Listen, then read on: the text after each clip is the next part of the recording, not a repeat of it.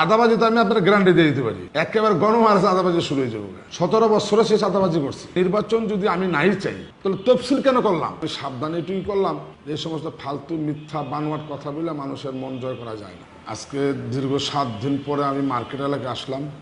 আমি শারীরিকভাবে অসুস্থ ছিলাম। এলাকার ব্যবসায়ী, সাধারণ মানুষ সবাই আমার জন্য দোয়া করছেন, এই জন্য সবাইকে আমার অন্তরস্থল থেকে আন্তরিক শুভেচ্ছা ও ধন্যবাদ।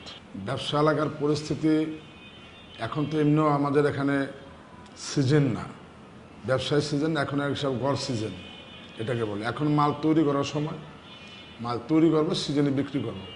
বর্তমানে ব্যবসাটা ঠিক এরকম সিজন কেন্দ্রিক হয়ে গেছে। তারপরও টুকটাক সেল হয়, তবে আগের তুলনায় অনেক খারাপ, আগের তুলনায় অনেকই খারাপ অবস্থা, বেশি একটা ভালো না। হ্যাঁ, নাগরমহলের একটু ছুরিকাঘাত ঘটলো। এর 2 দিন আগে আমরা একজনটা ধরে ডিবিতে দিলাম, ছিনতাই বা বড়ইতলা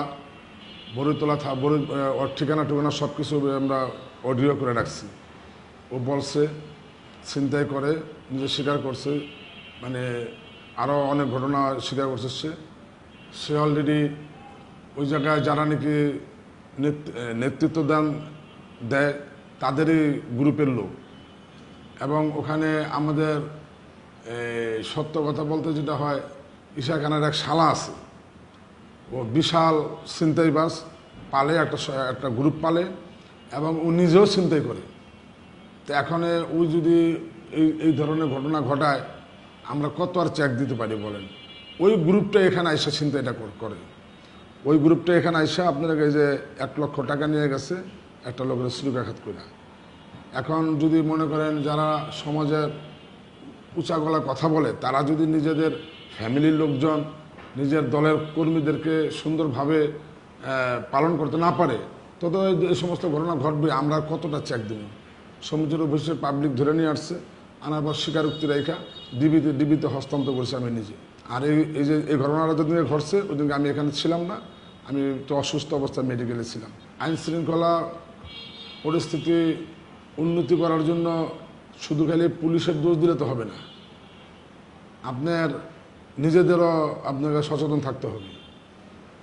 যেমন ব্যবসায়ীরা ওইদিকে ধরে নিয়ে আসছে ছিনতাইবাজ, হ্যাঁ, এরকমভাবে সবাই যদি মানে সাহসিকতার দেখা যদি ধরে, তাহলে কিন্তু আর সমস্যা হয় না। আমরা পরে আইনের হাতে সোপর্দ করছি। এখন আমরা সব বিষয়ে আমি নেতাগিরি করলাম, কিন্তু আইন শৃঙ্খলা বাহিনীর সাথে যদি আমি তাদেরকে দিয়ে যদি কোনো কাজ করাতে না পারি, তাহলে আমার তো কোনো ওই নেতৃত্বে আমি ওই কিসের নেতা হইলাম?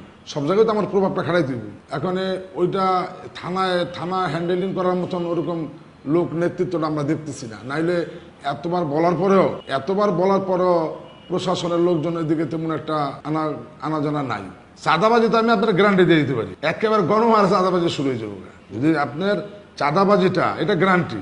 17 বছরে সে চাঁদাবাজি করছে, এখনো সে চাঁদাবাজি করে। এই ঈশা খান নিজে, এটা মিথ্যা কথা কিছু নেই। আপনি এলাকা জিজ্ঞেস করেন, সে বিভিন্ন রকমের চাঁদাবাজি করে। সে তার অফিসটা দেখেন তো, এসিটা কে দিচ্ছে জিজ্ঞেস করেন, তার 4 টেবিলে কে দিচ্ছে সে জিজ্ঞেস করেন। সে এত টাকা হঠাৎ করে পাইলো কোত্থেকে? আপনি দেখলে তো বুঝতে পারবেন না সে সাধু বেশে বসে আছে। নির্বাচনের পরিস্থিতি, একটা সাক্ষাৎকার আমি দেখছি, ঈশা খান নিজে সাক্ষাৎ দিচ্ছে, ছোট ভাই। তবে আমি সাবধানে এটুকুই করলাম, এই সমস্ত ফালতু মিথ্যা বানোয়াট কথা বলে মানুষের মন জয় করা যায় না। সত্যটা কিন্তু হাজার মিথ্যা দিয়েও চাপা দিয়ে রাখা যায় না। দেখেন, নির্বাচন যদি আমি নাই চাই তাহলে তফসিল কেন করলাম? তফসিলটা কি? তফসিলটা তো নির্বাচন। এই তফসিলটা করার সময় সে আমার পাশে ছিল, সাথে ছিল বসা, ছবি আছে আমার কাছে, রেকর্ড আছে। তফসিলের পেপারটা আমি তার হাতে দিলাম। এই যে আজকে প্রায় 4 থেকে 500 লোকের সামনে আমি ঘোষণা দিছি, এই যে আমরা আজকে তফসিল ঘোষণা করলাম, একটা সুসংবাদ দিলাম ব্যবসায়ীকে।